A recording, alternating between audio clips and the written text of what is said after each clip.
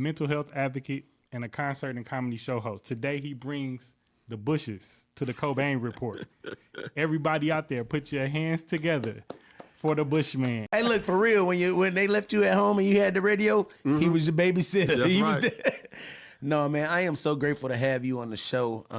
It's been a while coming. I started bugging you a while back because I just knew this was one of those interviews. You know, I feel like the Cobain Report, we kind of stand on your shoulders. You know, you not only are you a legend, but you look like me, you talk like me, and you know what I mean. From the same vibe as us. I'm just like you, man. Yeah. I'm just a guy that's happens to be on the radio, heard by millions. That's it. That's it. That's the only difference. Literally millions, and I am one in the million. I told you a story off camera about kind of how I remember having a job, and I would run back to get back in the van from that job just so I could hear the top 8 at 8 and hear, you know, all of those iconic moments that we can fall back to, you know, when you're older and say, dog, I remember this.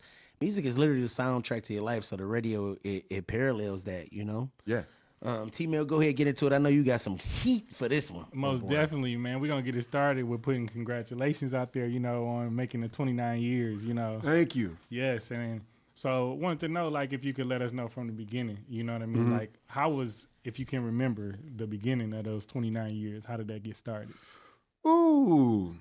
That started me driving from North Carolina on February the 11th or 12th through a snowstorm and blizzard in Ohio to pulling up in front of the Pontchartrain, parking my car, having a lightweight jacket on, and didn't realize what minus 30 wind chill meant.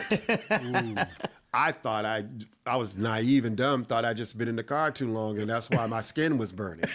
And then next day, my car not wanting to start. Oh, my God. To that Welcome Monday, to we were Detroit. supposed to be going on the air on February the 13th, get to the station, and my boss, Steve Hegwood, how you doing, brother? Said, no, you can go back to the hotel. I'm like, You thought it started before it even started. yes. And then, you know, then he said he wanted to start me on a day that everybody can associate it with me. So we started on Valentine's Day. So when I first got on the air, people didn't know how to take me. I'm not from here. You know, I'm different. Where's Trey Black at? Where's the Blacklist at? I went to schools.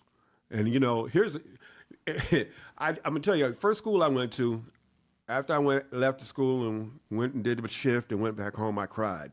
Because the kids told me, we don't know you. I don't like you.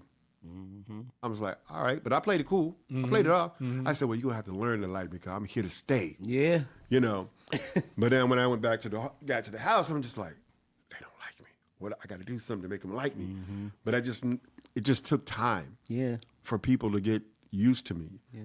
You know, Trey was only here for a year, but I had to get people to get used to me. And then once I started going back out after a couple of months, you're all right now. Yeah. I'm like, okay, Detroit cool. is a tough city, though. Yeah. Detroit is a tough town when you're not from here. Yeah. So you're from North Carolina? Well, I'm originally from North Carolina, but I'm basically a Detroiter because I've been here longer than I was in North Carolina. So, yeah. Yeah. When did you get here? What year was that for you? 1995. You were how old? You're You're not gonna date yourself? Don't nobody get your calculator out. That's cap. He looked at the camera for that one, so you know the vibes on that one. No, man, but I can just imagine. I mean, you know, I moved to a few places myself, so sometimes it's a little scary when you just strike out there, you know, and it's just you and a job, and you just like, I'm about to lay it all on the line, you know.